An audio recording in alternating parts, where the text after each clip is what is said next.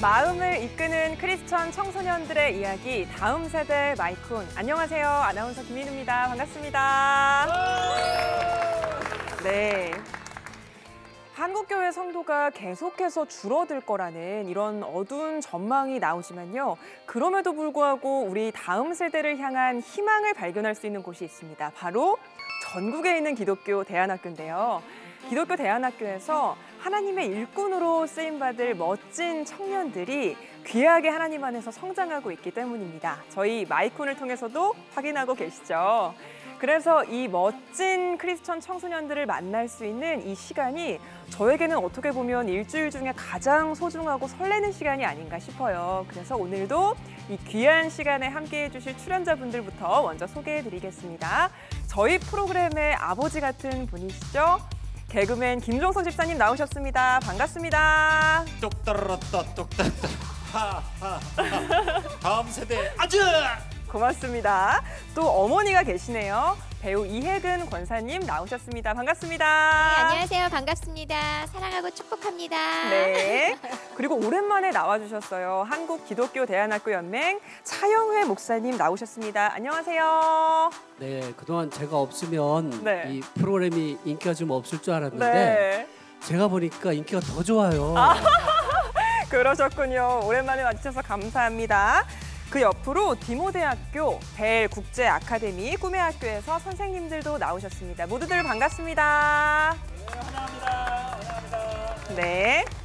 CTS 아트홀에서 진행되는 다음 세대 마이콘. 오늘도 멋진 크리스천 청소년들이 기다리고 있는데요.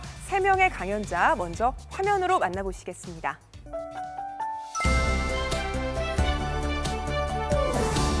힌두교를 믿는 방글라데시인 아버지와 지적 장애인 어머니를 둔 보나.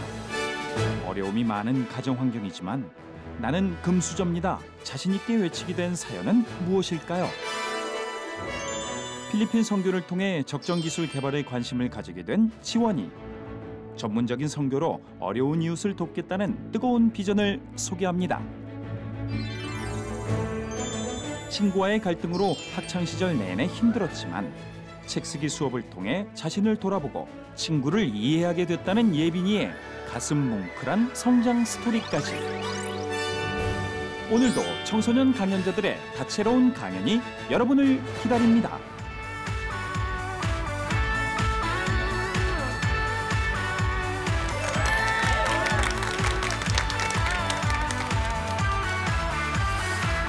안녕하세요. 저는 디모대학교 9학년에 다니고 있는 민보나입니다. 처음 저를 보시게 되면 남들과는 조금 다른 모습이 보이실 텐데요. 저는 방글라데시에서 온 아버지와 청각장애와 지적장애를 가지고 계신 어머니 밑에서 태어났습니다. 어쩌면 수많은 사람들은 저를 흑수저 중에 흑수저라고 생각하실지도 모릅니다. 저도 처음에는 남들과는 많이 다른 저의 부모님이 많이 부끄러웠습니다. 제가 다른 사람들에게 저의 부모님에 대해 이야기를 하면 그 사람들은 넌 참 불쌍한 아이구나 라는 눈빛으로 저에게 다가왔습니다. 저는 그런 눈빛을 통해 점점 내가 불쌍한 아이처럼 느껴졌고 그와 동시에 그런 저를 부정하고 싶었습니다. 그래서 힘들어도 웃고 남들이 쟨 행복한 아이구나 라고 느끼도록 행동하고 다녔습니다. 그러면서 마음 한편으로는 언젠가 사람들이 내 진짜 모습을 보고 실망하여 나를 떠나가지 않을까? 또 내가 다른 사람들에게 피해를 주는 사람인 것만 같다는 생각이 들면서 스스로 제 마음속으로 점점 사람들을 멀리하여 내 마음속 깊고 어두운 공간에 저를 가두어 버렸습니다. 그랬던 제가 디모대학교에서 매일 하나님의 말씀을 들으면서 그 깊고 어두운 공간에 점점 빛이 생기기 시작했습니다. 제게 지금까지 있었던 모든 상황들이 결국 다 하나님께서 주신 것이고 하나님의 뜻이라는 것을 깨달을 수 있었습니다. 지금부터 하나님께서 저를 빛 가운데로 인도해 주신 과정을 소개해 드리겠습니다. 먼저 아버지와 어머니에 대해 이야기해 보려 합니다. 저희 아빠는 힌두교이셔서 저와 종교적으로 트러블이 많았습니다. 하루는 아빠가 저에게 내가 힌두교니까 너도 힌두교여야 된다라는 말씀을 하셔서 이 문제를 가지고 3시간 동안 말다툼을 한 적이 있습니다. 그때 당시 저는 그런 아빠가 몹시 미웠고 다른 예수님을 믿는 부모님 안에서 자라고 있는 친구들이 너무 부러웠습니다. 디모대학교 입학 이후에도 이러한 과정 속에서 자란 제가 다른 친구들의 믿음에 악영향을 끼치지 않을까라는 생각이 들면서 너무 속상했습니다. 그러나 하나님께서는 제가 디모데학교에서 하나님에 대해 많이 배울 수 있도록 해주셨고 아빠와 갈등이 생기더라도 디모데학교에서 배운 내용을 통해 아빠의 주장에 일리 있게 반박할 수 있게 해주셨습니다. 지금 생각해보면 아빠가 힌두교임에도 불구하고 제가 디모데학교에 다닌다는 것은 매우 놀라운 일입니다.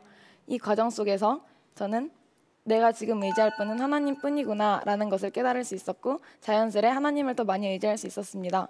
결국 주님께서는 저의 아빠를 통해 제가 하나님을 굳게 믿을 수 있는 믿음을 주셨고 제 삶을 오직 하나님께 맡길 수 있도록 해주셨습니다. 다음은 엄마와 관련된 이야기인데요.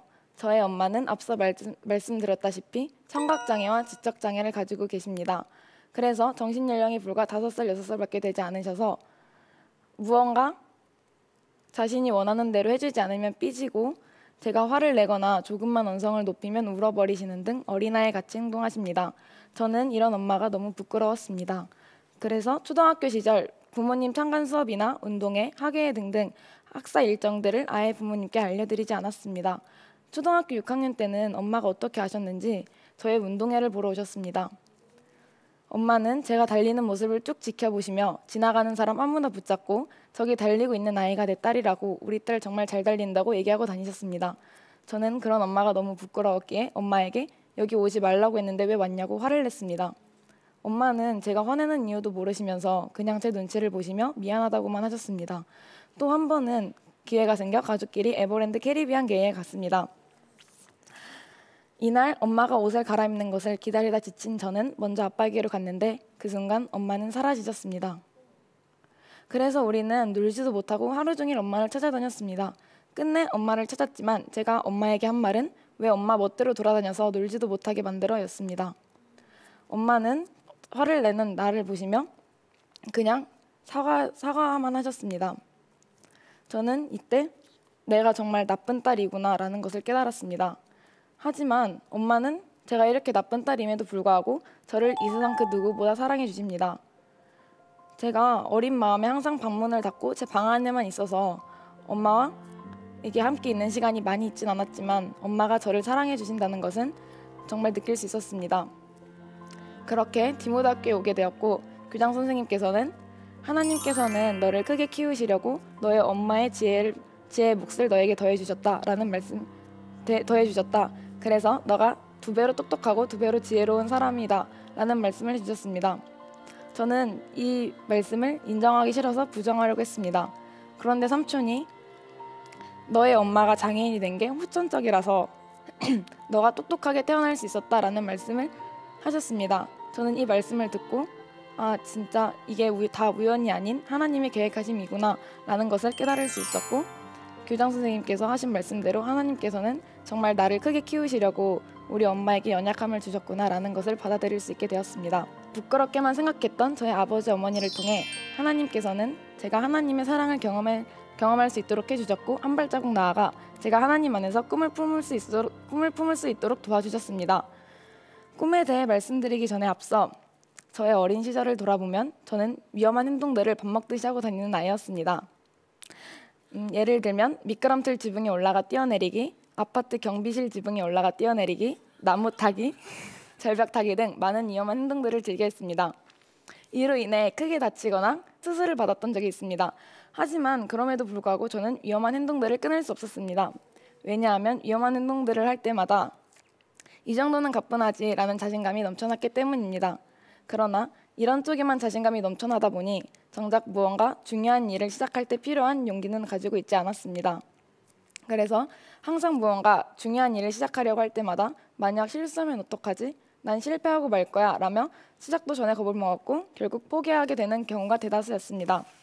그런 제가 디모데학교 입학 후 세계적으로 가난한 아이들을 돕는 국제기관에서 일하고 싶다는 꿈이 생겼습니다. 그리고 학교 생활을 해나갈수록 제가 이 꿈을 이룰 수 있다는 용기와 확신을 가지게 되었습니다. 조금 전에 말씀드렸다시피 저는 무언가 유익한 일을 시작할 때 필요한 용기는 가지고 있지 않았습니다. 그런 제가 어떻게 용기 있게 꿈을 확신할 수 있게 되었을까요? 첫 번째는 디모데학교 선생님들의 제 꿈에 대한 진심 어린 응원입니다. 처음 선생님들께 제 꿈에 대해 이야기할 때 저는 다른 사람들과의 반응이 별반 다르지 않을 것이라 예상했습니다. 그런 제 예상과는 달리 선생님들께서는 넌 할 수 있어 라며 진심으로 응원해 주셨습니다. 뿐만 아니라 제가 어떻게 하면 꿈을 이룰 수 있는지 조언해 주시고 같이 고민해 주셨습니다. 만약 선생님들의 도움과 응원이 없었더라면 저는 일찌감치 꿈을 포기했을 것입니다.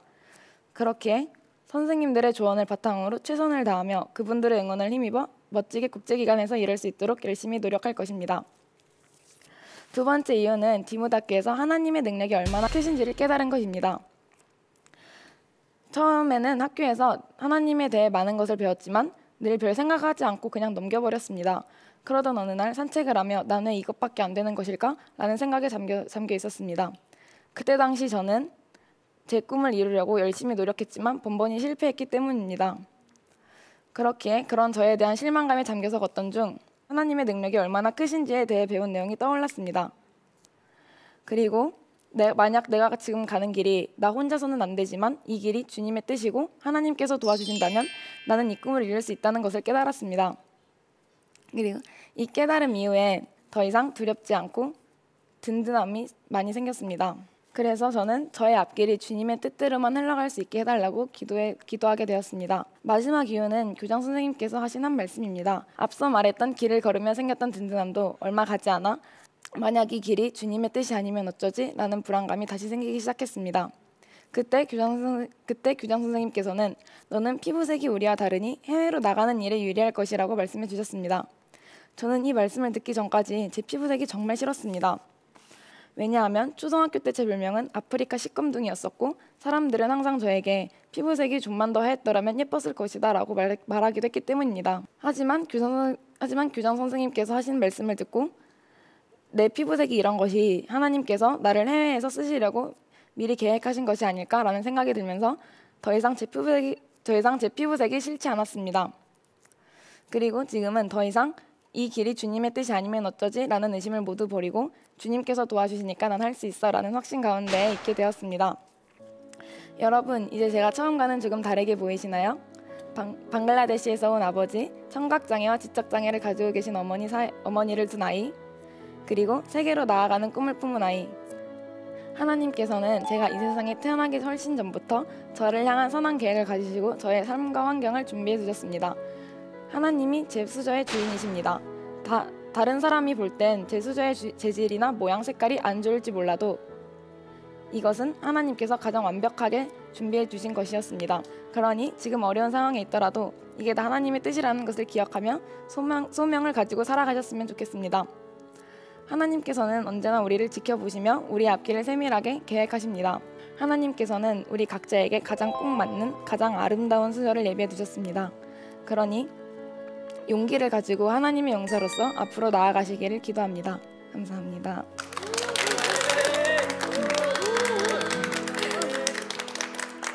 첫 번째 강연자였는데 안 떨렸어요? 네, 그냥 뭔가 하나님께서 도와주신다 생각하니 그렇게 떨리진 않았어요. 너무 잘해줬어요. 감사합니다. 너무 잘해줬어요. 근데 어떻게 기독교 학교에 입학을 하게 된 거예요? 아버지는 제가 무언가 좀 많은 것을 배우길 원하셨습니다. 그래서 제가 디모드 학교에서는 이제 그 자습도 많고 이제 하루 종일 학교에서 거의 공부만 하다 보니까 아빠는 이제 거기에 대해서 호감을 얻으시고 디모드 학교를 보내신. 공부를 열심히 하는 딸을 보고 네. 그러셨군요. 기독교 대안학교에 입학하고 나서 본인이 가장 많이 달라진 게 있다면 어떤 거예요? 원래 어렸을 때는 되게 소극적이고 진짜 말 그대로 먼저 친구들에게 다가가지도 못하고 혼자서 있는 그런 편이었는데 학교에서 오다 보니까 진짜 그냥 되게 적극적으로 변했어요, 제 스스로가. 선생님들뿐만 아니라 교장 선생님이 격려의 말씀을 네. 해줬다 그랬잖아요. 근데 저는 이 부분 들으면서 좀 깜짝 놀랐어요. 왜냐하면 제가 생각하는 교장 선생님은 좀 어렵고 뭔가 엄숙하고 말 붙이기가 참 쉽지 않고 사실 뵙기도 쉽지가 않잖아요. 근데 교장 선생님이 격려의 말씀을 많이 나눠줬다 이렇게 말을 해줬는데 디모데 학교는 우리가 생각하는 교장 선생님처럼 어려운 분들이 아닌가 봐요. 어때요? 저희 학교 교장 선생님은 먼저 중학교 1학년, 2학년 때부터 노동과 작업이라고 노작 수업을 통해서 교장 선생님과 친해질 수 있는 시간이 있고요. 항상 교장 선생님께서는 복도나 학교를 돌아다니시면서 학생들 한 명 한 명 안부를 물어보시고 그 학생에게 맞는 도움을 주시기 위해서 노력하시는 분이라서 되게 많이 친해질 수 있는 교장 선생님인 것 같습니다. 디모대학교 교무부장이신 나상엽 선생님이 나와주셨는데요. 어떤 변화들이 보나에게 좀 있었는지 직접 말씀을 해주시죠. 그 보나가 똘똘해요. 처음부터 똘똘했습니다. 그런 것 같아요. 그런데 가끔 이제 좀 4차원 약간 4차원적인 그런 게 좀 없지 않아 있었는데 그런데 아까 얘기한 것처럼 네. 학교 생활하는데 점점 이거 너무 적극적이에요. 오. 그리고 뭐든지 좀 솔선수범하고 친구들을 도우려고 하고 그런 모습들이 참 놀랍다 이런 생각들을 많이 하게 되는데 사실 저희가 뭐 학교에서 우리 교장 선생님 말씀 많이 하셨는데 네. 이렇게 여러 면에서 돕는다고는 하지만 그 아이들의 변화라는 게 우리가 바라는 대로 되지는 않잖아요. 그러니까요. 그런데 오늘 이런 얘기를 들으면서 참 이 하나님께서 우리 자라나게 하신다 그 말씀 있지 않습니까? 맞습니다. 그 말씀이 너무 생각이 나면서 참 보나의 삶의 주인이 정말 하나님이시구나 이런 것들을 저도 막 경험을 하게 되면서 너무 감동이 됐습니다. 그리고 보나가 지금 아주 잘하고 있어요. 그래서 지금 너무 잘해요.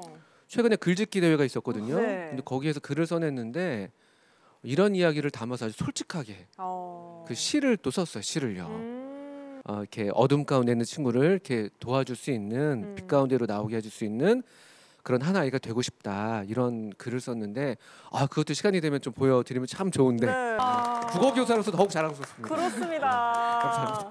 저희 어머님이 한글을 몰랐어요. 그리고 이제 시골에서 늘 새벽에 일어나서 해 떨어질 때까지 일만 하셔서 허리가 이렇게 기역자가 돼 있었어요. 그래서 아이들이 기역자 엄마, 기역자 아줌마 이런 게 굉장히 저도 부끄러웠었거든요. 그리고 학교에서 통지표 오고 뭐고 그러면 어머님이 글을 모르니까 네. 모든 걸 제가 이렇게 하면서 굉장히 짜증을 많이 냈었거든요. 엄마는 왜 그 한글을 모르고 자기 이름도 못 쓰니까. 그런데 그때 사회풍토가 그렇게 됐었더라고요. 나중에 보니까. 그리고 그 후에 제가 이제 교회를 나가게 되면서 그 어머님이 나를 위해서 자식을 위해서 그리고 허리가 휜 거를 안 거예요. 그래서 그때부터 제가 이제 바뀌기 시작했죠. 네. 저 허리를 평생 못 펴지만 그 안에 숨어 있는 그 마음을 내가 펴드리고 싶다. 그래서 어머님이 실은 그 공부를 하나도 못해서 그걸 꿈을 제가 어머님 꿈을 어떻게 보면 펴드리려고 박사학위를 마친 거예요. 그러고 나서 대학교에서 이제 마지막 졸업식 날 어머님을 그 한 몇천 명이서 있는 데서 어머님을 모셨어요. 그래서 거기서 그 동안에 한 맺힌 얘기 좀 해달라고. 네. 그래서 그때 어머님이 막 울면서 이 얘기를 했었던 어머님이 이렇게 생각이 나네요. 저는 강의 내용이 가슴에 와닿았어요. 그랬군요. 고마워요. 네. 네. 보나 양이 강연에서 국제기관에서 일하고 싶다라고 얘기를 해줬잖아요. 네. 좀 더 그 꿈에 대해서 구체적으로 들려줄 수 있을까요? 먼저 저는 FBI라는 꿈을 품었었는데요. 제가 FBI가 되면은 저는 가장 먼저 범죄자들에게 하나님의 말씀을 전하고 싶었어요. 왜냐하면 범죄자들은 이제 감옥에 가면은 그 되게 안 그래도 억눌린 분위기에서 뭔가를 시작할 수가 없잖아요. 그래서 자연스럽게 희망을 버리게 되는 것이 너무 안타까워가지고 범죄자분들에게 희망을 심어주고 싶어서 FBI가 되고 싶다는 생각을 했는데 네. 최근에 한 책을 읽고서 아프리카에 이제 가난한 아이들을 너희들이 있는 세상이 전부가 아니라 더 밝은 세상이 있다는 것을 보여주고 싶어서 이제 유니세프라는 꿈을 이제 요즘 그런 데 관심이 생겼어요. 보나 양이 국제기관, 요즘에는 또 유니세프에 관심을 갖고 있으니까 꼭 국제 무대에서 일할 수 있기를 진짜 진심으로 응원을 할게요. 끝으로 엄마 아빠한테도 방송을 통해서 한 말씀 해드리면 좋을 것 같은데요. 한 말씀 해주실까요? 엄마 아빠 내가 그동안 진짜 사고 엄청 많이 치는 딸이었는데 포기 안 해줘서 너무 고맙고 사랑합니다. 그리고 그 친구들한테 한번 해도 돼요. 친구들한테도. 얘들아 화이팅! 중3 화이팅! 사랑한다! 너무 귀여워요. 네, 오늘 첫 번째 강연자 디모대학교 민보나 학생의 강연 들어봤습니다. 너무 귀한 강연 들려주셔서 고맙습니다. 응원할게요. 네, 감사합니다. 네, 다음으로 벨 국제아카데미 김지원 학생의 강연 들어보겠습니다.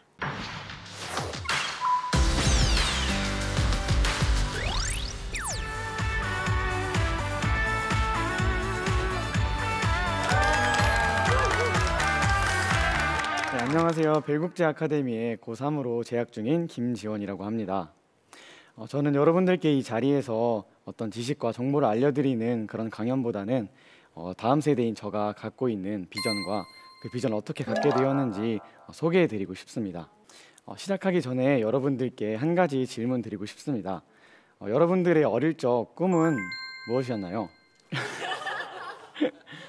네, 이 질문은 특히 학생들이 진로를 결정할 때 가장 많이 듣게 되고 또 그래서 스스로 많이 하게 되는 질문인 것 같습니다. 그런데 이 질문에 대한 답을 다 들어보면 어떤 직업에 한정지어서 답변하는 경우가 많은 것 같습니다. 물론 이 생각이, 이 답변이 잘못된 것은 아닙니다.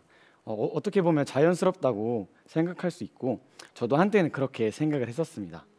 하지만 제게 이런 생각이 바뀌게 된 계기가 있었습니다. 제가 1학년 때에 입학한 지 얼마 안 됐을 2학년 때에 2학년 선배님들이 비전을 선언하는 그런 활동이 있었습니다. 선배님들이 비전 선언을 하는 걸 보고 다시 한번 생각하게 되었습니다. 그 비전 선언을 단순히 직업으로 말하는 것이 아니라 더 나아가서 그 일을 통해서 어떻게 하나님께 쓰임받고 싶은지를 선포하고 있었습니다. 그래서 저는 그때 깨닫게 되었습니다. 다음 세대인 우리들이 너의 꿈은 뭐니? 라는 이 질문을 단순히 직업적으로 한 가지 직업으로 생각하는 것이 아니라 하나님이 너를 향한 비전이 뭐라고 생각하니?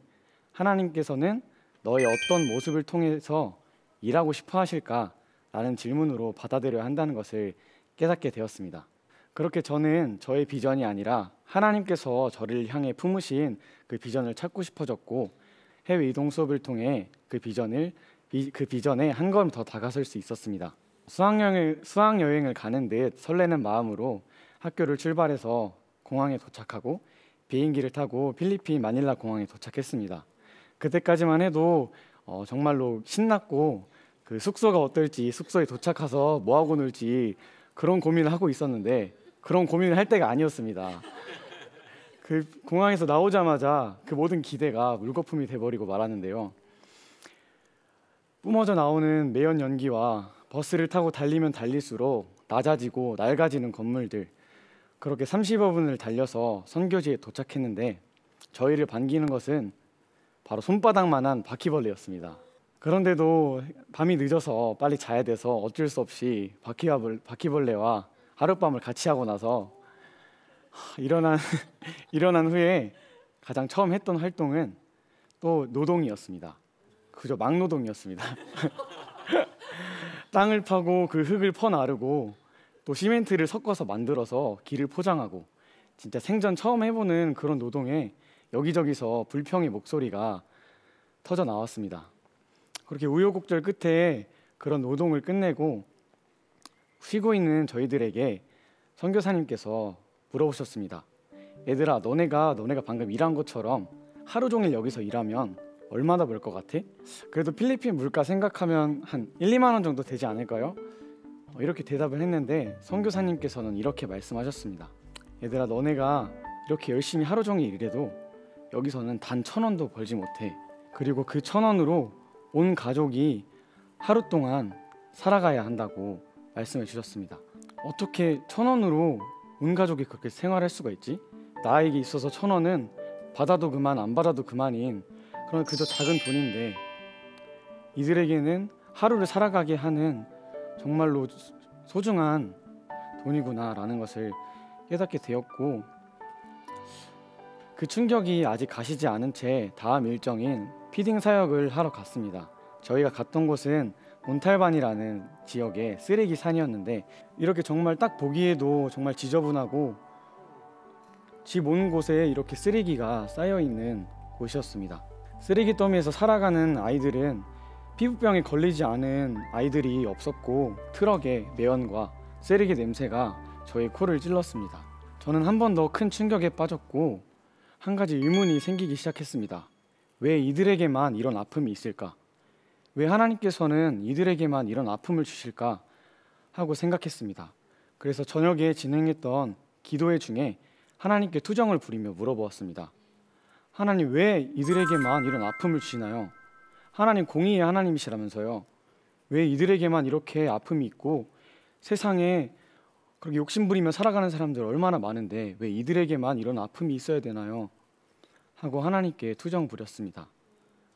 그때 하나님께서는 아버지 당신의 마음이 있는 곳에 라는 찬양을 통해 저에게 저희 투정에 답변을 주셨습니다. 지원아, 그래서 내가 너가 필요하다. 나의 마음이 있는 곳에 너의 마음이 있었으면 좋겠고, 나의 눈물이 고인 곳에 너가 찾아가서 나를 위해 일해줬으면 좋겠어. 바로 이곳에 너를 향한 비전이 있어. 이렇게 하나님께서 저에게 음성을 주셨습니다. 그 말을 듣고 저는 그 자리에서 정말 펑펑 울며 기도했습니다. 정말로 저는 그저 그들을 보면서 도와준다는 생각보다 정말로 그들의 삶과 저의 삶을 비교하면서 그들을 그저 아파하는 영혼, 힘들어하는 영혼, 어쩔 수 없이 그렇게 살아갈 수밖에 없는 그런 사람들로 생각을 했는데, 하나님께서는 저에게 그들을 도우며 살라고 말씀하실 때 제가 정말로 많이 교만해 있었구나. 그렇게 저는 회개기도하며 간절히 기도하며 개발도상국의 어려운 이웃을 향한 비전을 가지게 되었습니다. 저는 한국에 돌아와서 제가 갖게 된 비전을 어떻게 구체화시킬까 고민하게 되었습니다. 저는 짧았지만 필리핀에 가서 그들의 아픔을 진심으로 공감하고 이해하면서 단순히 구호 물품을 전달하거나 피딩 사역을 하는 것은 물론 필요하지만 오히려 그들을 서서히 약하게 만든다는 것을 깨닫게 되었습니다. 더 이상 물고기를 잡아다 주는 선교가 아니라 물고기를 잡는 법을 알려주는 선교가 필요하다는 것을 깨닫게 되었습니다. 그렇게 고민하면서 찾게 된 것이 바로 적정기술이라는 것인데요. 적정기술이란 돕고자 하는 그 나라의 그 지역의 문화적, 사회적, 환경적 조건을 고려해서 그들이 자립할 수 있는 그런 기술들을 개발해 그들을 돕는 것입니다. 좀 어려우시죠? 그래서 제가 예를 하나 준비해 왔습니다. 어느 나라의 한 빈곤촌에 옆에 굉장히 큰 코코넛 농장이 있었습니다. 그래서 그 주변에는 코코넛 껍질들이, 버려진 코코넛 껍질들이 되게 많이 널려 있었는데요. 그래서 어느 한 단체에서 그것을 찾아가서 버려져 있는 코코넛 껍질을 이용해서 숯을 만들어서 그들에게 열 에너지를 선물하기도 하고, 활성탄을 만들어서 그들에게 더러운 물을 정수할 수 있는 그런 기술들을 선물해서 그들의 삶을 조금 더 낫게 만들어 주었습니다. 지금까지 나온 적정 기술 중에는 그곳의 아픔을 진정으로 이해하지 못하고 공감하지 못해서 그들의 문화적, 사회적, 환경적 조건을 충분히 고려하지 못해서 실패한 적정 기술도 참 많습니다. 그래서 저는 성공적인 적정 기술을 개발하기 위해서는 진정으로 그 아픔에 공감하고 이해해야 된다는 것을 깨닫게 되었습니다. 때문에 저 또한 커서 선교를 나가서 정말로 그들의 삶에 동참하고 그 아픔에 공감하며 적정 기술을 연구할 것이고, 후에는 국경 없는 의사회처럼 국경 없는 적정 기술이라는 선교 단체를 만들어 더욱더 전문적이고 폭넓게 세계 어려운 이웃들을 위한 비전을 실천해 나갈 것입니다. 우리는 구원을 얻는 사람들 가운데서나 멸망을 당하는 사람들 가운데서나 하나님께 바치는 그리스도의 향기입니다. 아멘. 이 말씀 그대로 우리는 그리스도의 향기입니다. 그런데 그 향기의 특징은요, 우리가 누군가에게 말해주지 않아도, 이렇게 보여주지 않아도 그 곁에 머물러만 있으면 그 향기가 자연스럽게 은은하게 퍼져나갑니다. 지금 이 시대에서 저희가 가장 먼저 갖춰야 할 것은 바로 이 그리스도의 향기라고 생각합니다. 어떠한 선교 활동이나 봉사 활동을 통해서 하나님의 이름을 전하는 것, 그것도 물론 필요하지만 저희가 지금 이 시대에 가장 갖춰야 할 것은 이 그리스도의 향기를 저희 삶에 배어서 그 삶으로 실천해 나가는 그런 삶을 살아야 한다고 생각합니다. 저희 비전을 실천하면서, 그리고 예수님과 동행하면서 그 그리스도의 향기를 제 몸에 배어서 그 비전을 실천하며 하나님의 나라를 확장해 나가고 하나님의 이름을 증거해 나가는 그런 다음 세대가 되기 위해 노력하겠습니다. 감사하겠습니다. 네, 벨 국제 아카데미 김지원 학생의 강연까지 만나봤습니다. 너의 꿈이 뭐야? 라는 이런 질문을 우리 지원 학생은 너를 향한 하나님의 꿈은 뭐라고 생각해? 바꿔서 생각할 줄 알아야 한다라는 말을 해줬어요. 하나님 중심으로 우리가 꿈을 가져야 한다, 이런 말이 참 저도 인상적이었는데, 차영희 목사님, 지원군 강연 어떻게 들으셨어요? 네, 그 앞에 이제 강연을 했던 보나 양이나 네. 우리 지원군 강연을 들으면서 저는 좀 자괴감이 아주 심하게 들었어요. 왜요? 저는 40살이 돼서 우리 지원군이 했던 질문을 던져봤거든요. 근데 이제 이렇게 노쇠가는 지금도 그 질문 앞에서 머뭇거리고 있거든요.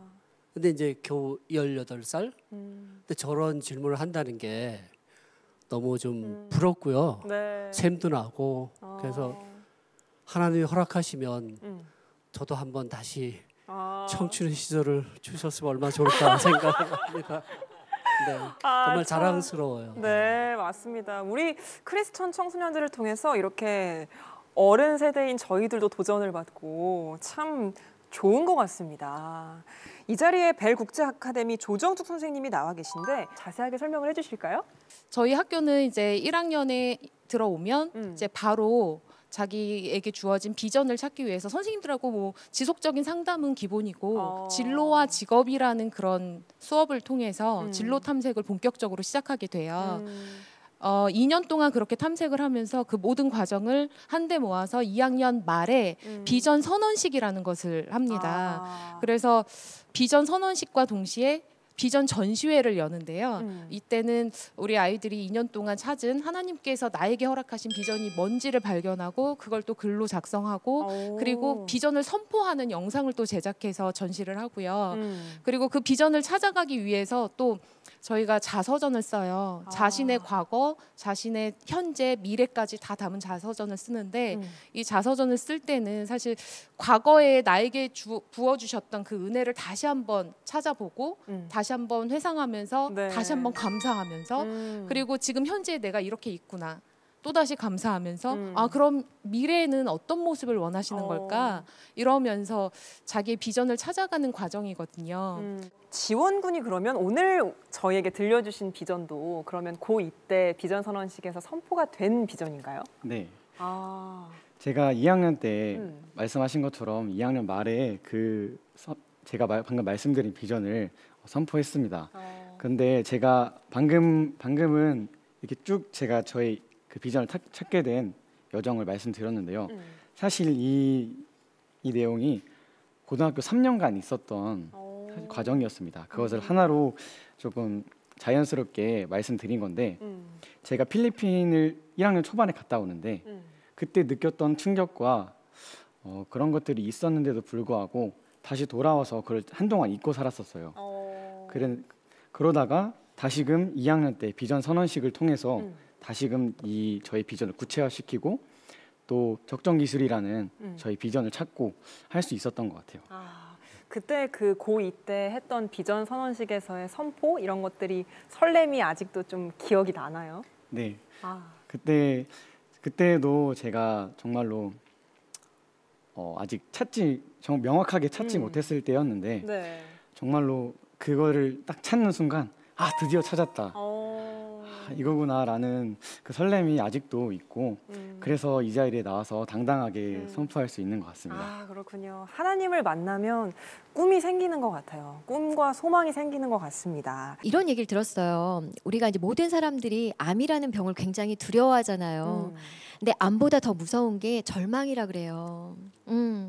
절망은 어떤 암이라는 거는 우리가 치료를 받으면 회복도 될 수 있잖아요. 근데 절망은 그렇지 않다 그래요. 근데 그 절망의 가장 좋은 약은 희망이라 그러는데 우리 지원군이 바로 그곳에 정말 희망을 선포하고 희망을 준다면 절망인 그곳에 예쁜 꽃이 피고 정말 그곳이 푸른 나무가 자라는 귀한 하나님의 또 땅이 되지 않을까 싶거든요. 맞습니다. 그래서 저는 우리 지원군이 그곳에 정말 하나님의 비전과 꿈을 마음껏 펼치는 그런 시간이 꼭 오길 함께 기도하면서 응원하겠습니다. 네, 귀한 말씀 고맙습니다. 이제 새학기부터는 대학생으로 생활을 하잖아요. 뭐 앞으로의 계획이나 뭐 그런 거 있어요? 이 질문이 처음에 준비할 때 참 면접 질문 같이 들려왔는데 항상 대학 입시 면접 질문에 학업 계획 같은 거 물어보거든요. 그렇구나. 제가 이제 한동대학교에 입학하게 될 건데 그래서 한동대학교의 모토가 뭐냐면 배워서 남주자라는 모토거든요. 들어봤어요. 맞아요. 네. 맞아요. 그래서 정말로 저희 비전이 정말로 그 한동대학교의 그 모토를 잘 실천할 수 있는 비전이 아닐까 싶어서 또 한 번 하나님께 감사드리고 확신을 주심에 참 감사했고, 그래서 그 확신을 가지고 그 비전을 가지고 정말로 제가 배운 것을 남을 위해서 쓰는 그런 하나님의 일꾼이 되기 위해 노력하겠습니다. 네, 고맙습니다. 네, 배워서 남을 줄 우리 지원 학생을 저희도 함께 응원하겠고요. 귀한 강연 들려주셔서 고맙습니다. 감사합니다. 네, 매주 다양한 주제로 크리스천 청소년들을 만나보는 다음 세대 마이콘, 벌써 마지막 강연자가 기다리고 있는데요. 끝까지 채널 고정해주세요.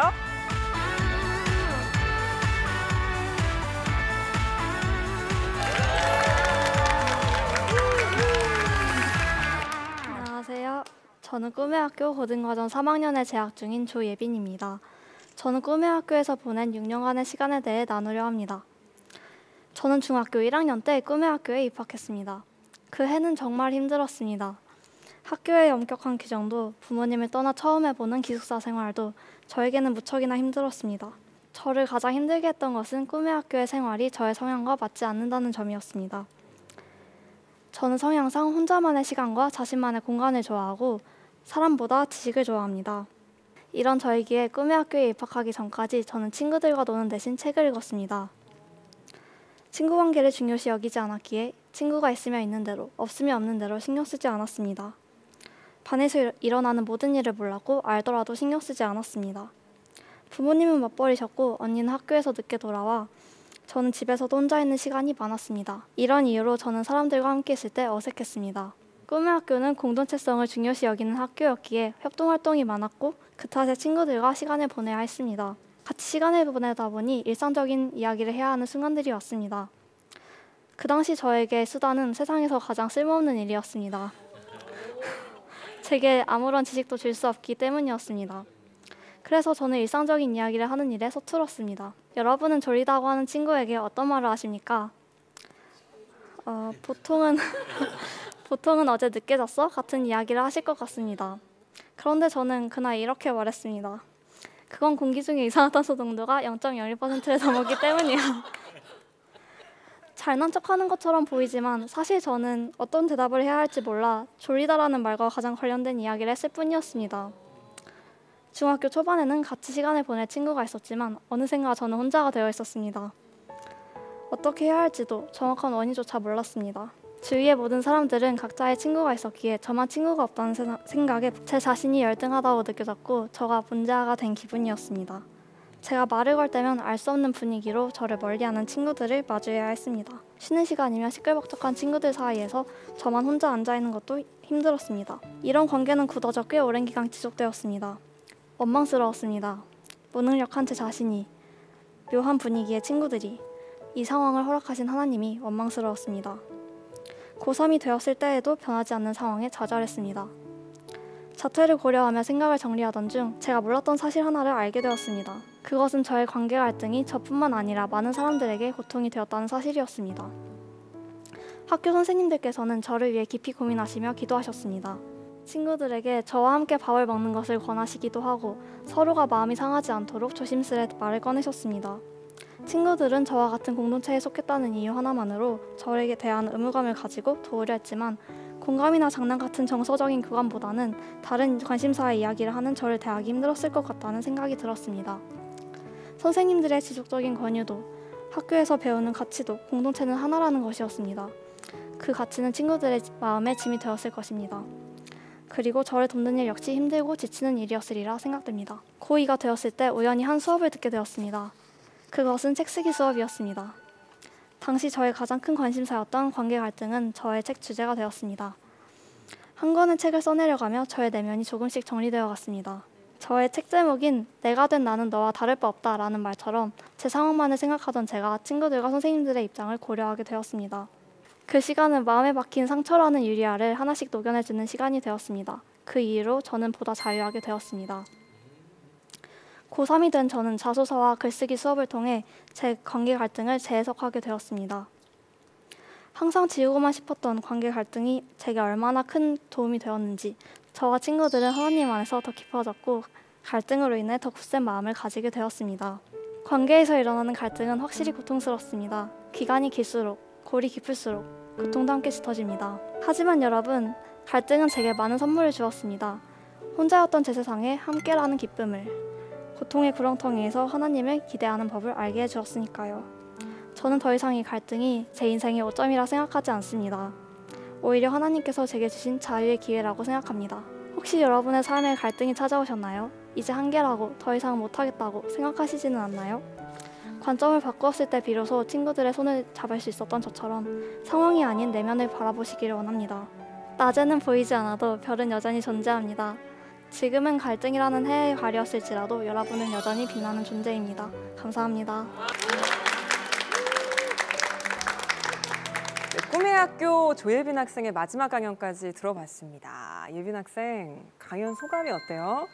사실 오기 전에는 되게 무섭고 하고 싶지 않은 마음에 선생님을 설득하려다가 네. 도무지 설득이 안 될 것 같아서 제 마음을 그냥 못할 거면 즐기기라도 하자라는 마음을 가지고 왔습니다. 학창 시절에 제일 큰 고민이요, 여러분. 성적일 것 같으시죠? 근데 물론 성적인 경우도 있겠죠. 근데 친구 관계인 경우가 더 많은 것 같아요. 원래 제 생각만 해봐도 친구랑 싸우고 나면 그날 하루 너무 속상하고 친구랑 잘 지내면 그날 하루 즐겁고 이랬던 것 같거든요.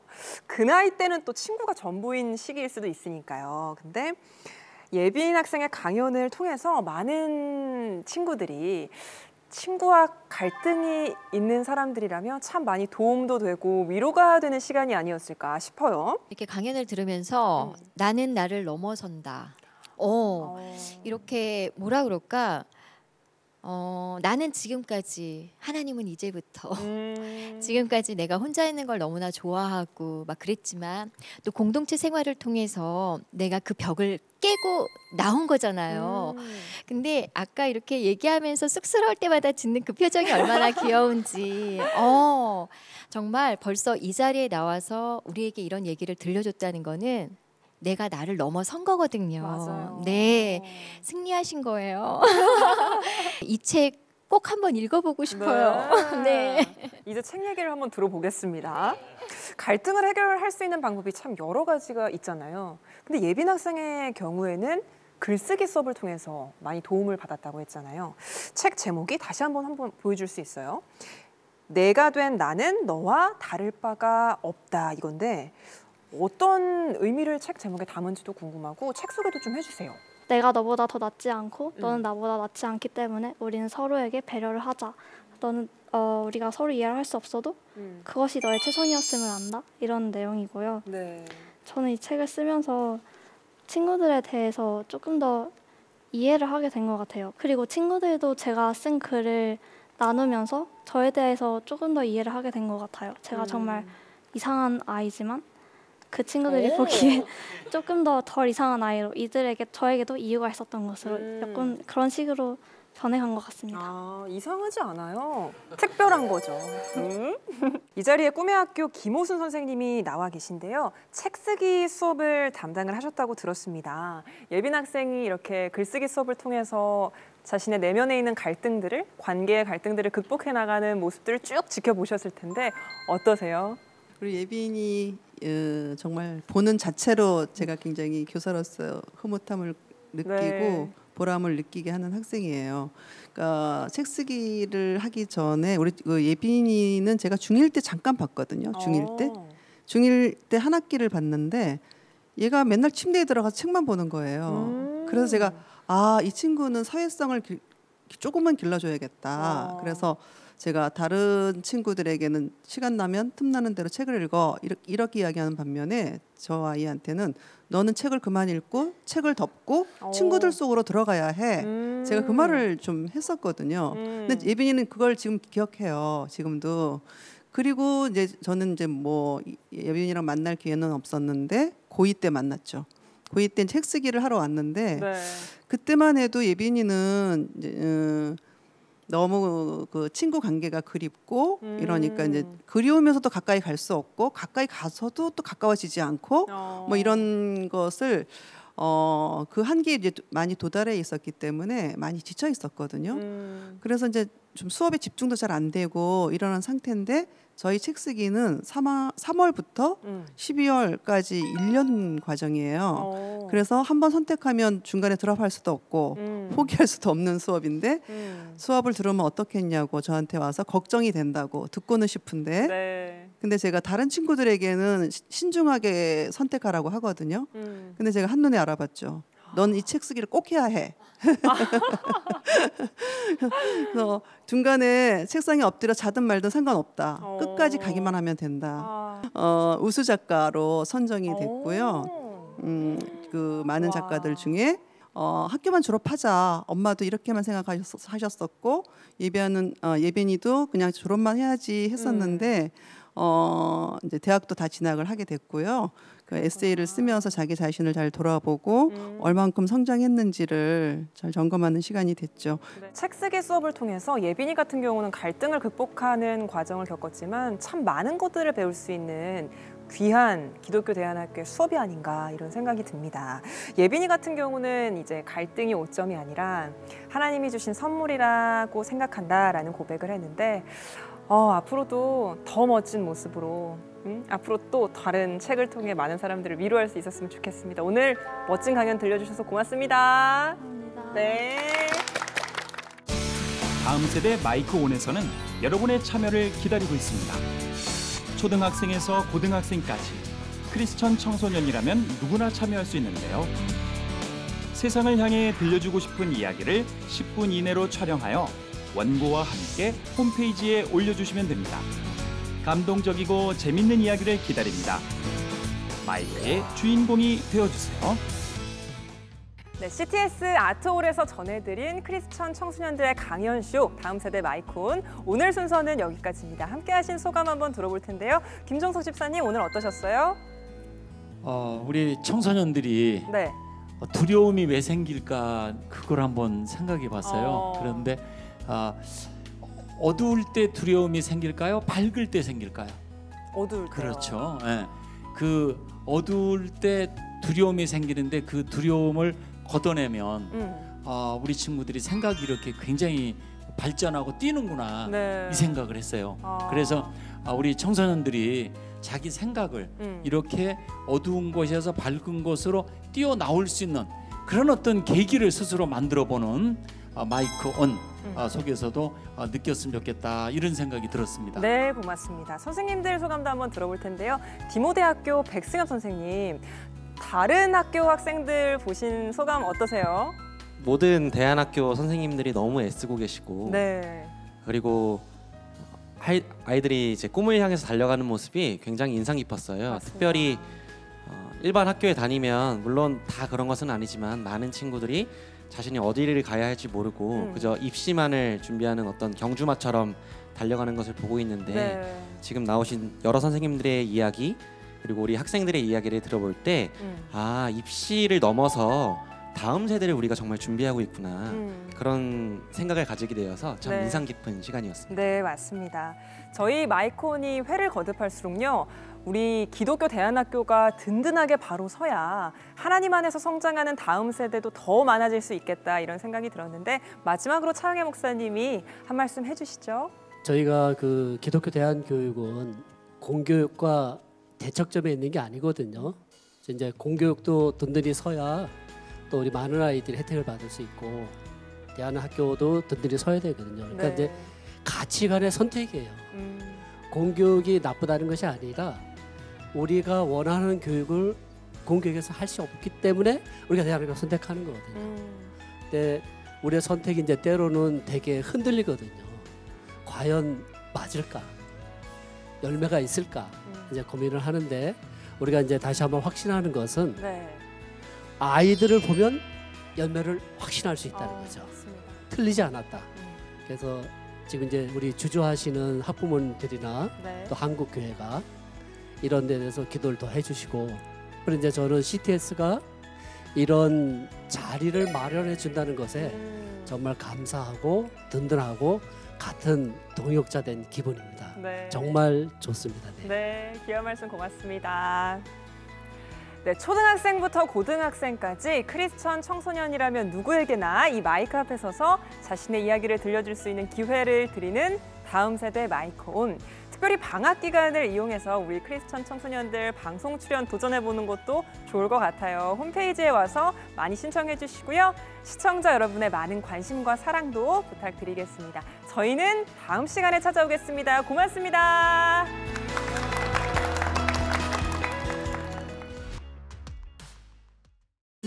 이 프로그램은 CTS 방송가족의 사랑과 후원으로 제작되었습니다. 후원전화 02-6333-1003번, ARS 060-808-1004번으로 전화주세요.